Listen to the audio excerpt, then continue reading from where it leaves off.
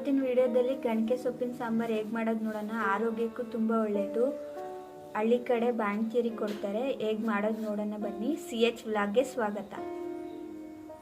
ಗಣಕೆ ಸೊಪ್ಪು,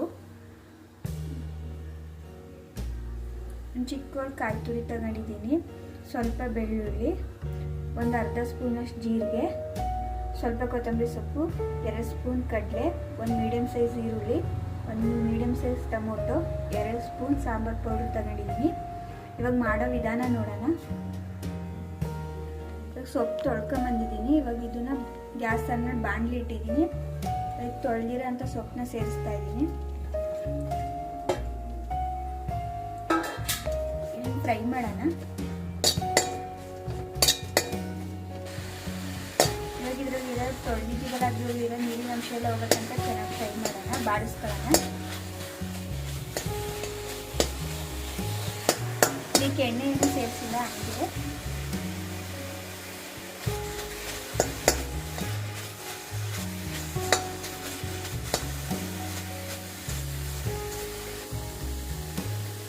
ಚೆನ್ನಾಗಿ ಬಾಡಿಸ್ಕೊಂಡಿದ್ದೀನಿ. ಇವಾಗ ಗ್ಯಾಸ್ ಆಫ್ ಮಾಡ್ತೀನಿ.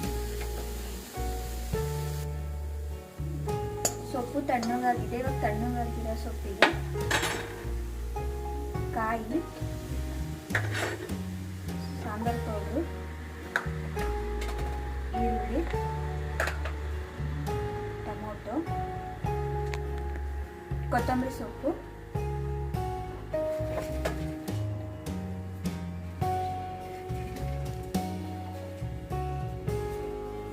ಬೆಳ್ಳುಳ್ಳಿ, ಕಡಲೆ,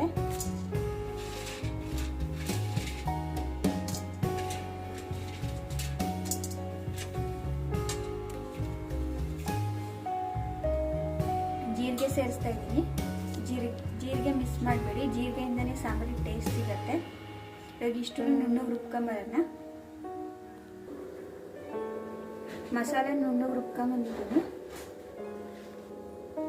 ಒಗ್ಗರಣೆಗೆ ಸ್ವಲ್ಪ ಸಾಸಿವೆ, ಒಂದು ಮೀಡಿಯಮ್ ಸೈಜ್ ಈರುಳ್ಳಿ, ಸ್ವಲ್ಪ ಎಣ್ಣೆ, ರುಚಿಗೆ ತಕ್ಕಷ್ಟು ಉಪ್ಪು ತಗೊಂಡಿದ್ದೀನಿ. ಇವಾಗ ಮಾಡೋ ವಿಧಾನ ನೋಡೋಣ. ಗ್ಯಾಸ್ ಆದ್ಮೇಲೆ ಬಾಣಲಿ ಇಟ್ಟಿದ್ದೀನಿ. ಅದಕ್ಕೆ 1 ಸ್ಪೂನಷ್ಟು ಎಣ್ಣೆ ಸೇರಿಸ್ತಾ ಇದ್ದೀನಿ.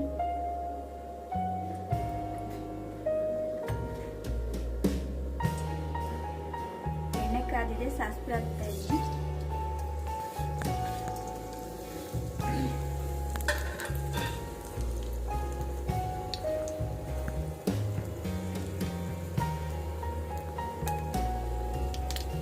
ಸಾಸಿವೆ ಸಿಡಿದ್ಮೇಲೆ ಅದಕ್ಕೆ ಈರುಳ್ಳಿ ಸೇರಿಸ್ತಾ ಇದ್ದೀನಿ. ಬ್ರೌನ್ ಕಲರ್ ಬರೋವರೆಗೂ ಫ್ರೈ ಮಾಡೋಣ.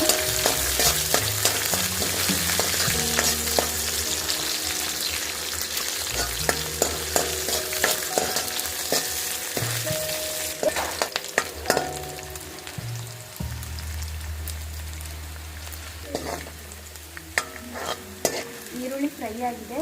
ಇವಾಗ ಇದಕ್ಕೆ ರುಬ್ಬಿರೋ ಅಂತ ಮಸಾಲೆ ಸೇರಿಸೋಣ.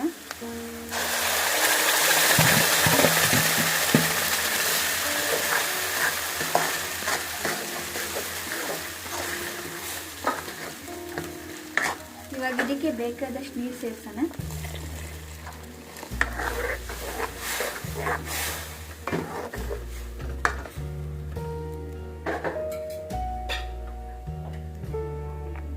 ಇವಾಗ ಇದಕ್ಕೆ ಬೇಕಾದಷ್ಟು ನೀರು ಸೇರಿಸಿದ್ದೀನಿ.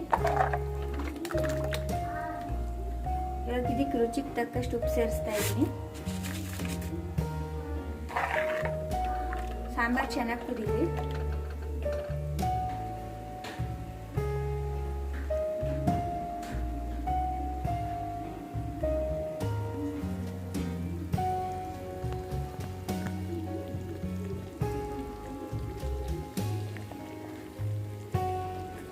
ಸಾಂಬಾರು ಕುದ್ದಿದೆ, ಸಾಂಬಾರು ರೆಡಿ ಆಗಿದೆ. ಇವಾಗ ಗ್ಯಾಸ್ ಆಫ್ ಮಾಡ್ತಾ ಇದ್ದೀನಿ. ನೋಡಿದ್ರೆಲ್ಲ ತುಂಬ ಸುಲಭವಾಗಿ ಗಣಕೆ ಸೊಪ್ಪಿನ ಸಾಂಬಾರು ಹೇಗೆ ಮಾಡೋದು ಅಂತ. ಅನ್ನ ಮುದ್ದೆ ಎಲ್ಲದಕ್ಕೂ ಚೆನ್ನಾಗಿರುತ್ತೆ. ಒಂದ್ಸಲ ಟ್ರೈ ಮಾಡಿ ನೋಡಿ, ಆರೋಗ್ಯಕ್ಕೂ ಒಳ್ಳೆಯದು. ಇಷ್ಟ ಆದರೆ ಸಬ್ಸ್ಕ್ರೈಬ್ ಮಾಡ್ಕೊಳ್ಳಿ. Thank you for watching.